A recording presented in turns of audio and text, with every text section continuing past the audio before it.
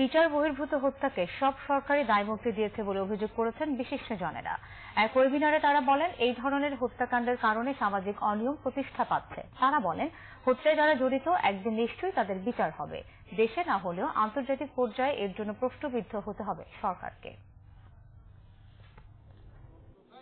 বিচার বহির্ভূত হত্যাকাণ্ড নিয়ে ওয়েবিনার করে সেন্টার ফর গভর্নেন্স স্টাডিজ। এতে জানানো হয় 2001 থেকে 2018 সাল পর্যন্ত বাংলাদেশে 3453 ব্যক্তি বিচার বহির্ভূত হত্যার শিকার হয়েছেন। ওয়েবিনারে বক্তারা বলেন, বিরোধী দলকে শায়েস্তা করতে সরকারের ইন্ধন যেমন রয়েছে, তেমনি আইন শৃঙ্খলা রক্ষাকারী বাহিনীর লোভও সমানভাবে কাজ করেছে এসব হত্যাকাণ্ডের পেছনে। আবার বিচার বিভাগের প্রতি অনাস্থাও ক্রসফায়ারের জন্য দায়ী। আদালতের প্রতি একটা অনাস্থা বলা যায় এবং আইনের প্রতি একটা অনাস্থা থাকার কারণে এই ধরনের ঘটনাকে এক ধরনের সমর্থন কিছু লোক দিয়ে থাকে। কিন্তু আমি যদি আদালতকে, আইনকে সুসংগঠিত করতে পারি এবং গণতন্ত্রকে যদি সুসংগঠিত করতে পারি, মানবাধিকারকে যদি সুসংগঠিত করতে পারি, তাহলে কিন্তু এই ধরনের ঘটনা আর পুনরাবৃত্ত হওয়ার কথা না। আমাদের পয়সায় প্রশিক্ষিত একটা বাহিনীকে লাইসেন্স টু কিল দেওয়া হয়, এটার অবশ্যম্ভাবী পরিণতি হয় সমাজটা বর্বর হিংস্র হয়ে ওঠে।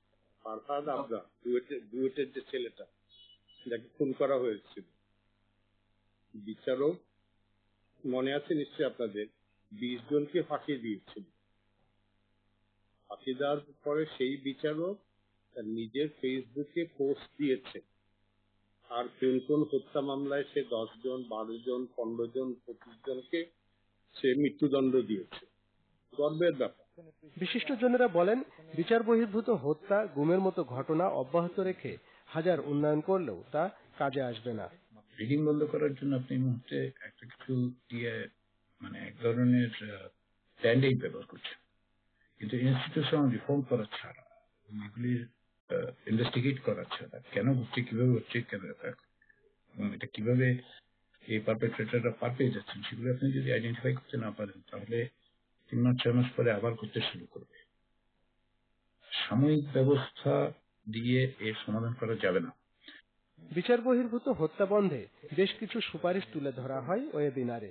এর মধ্যে রয়েছে আইন শৃঙ্খলা রক্ষাকারী বাহিনীর অন্যায় কাজ বৈধতা পায় এমন সকল আইন সংশোধনের পাশাপাশি আদালতকে আরো কার্যকরী করে গড়ে তোলা।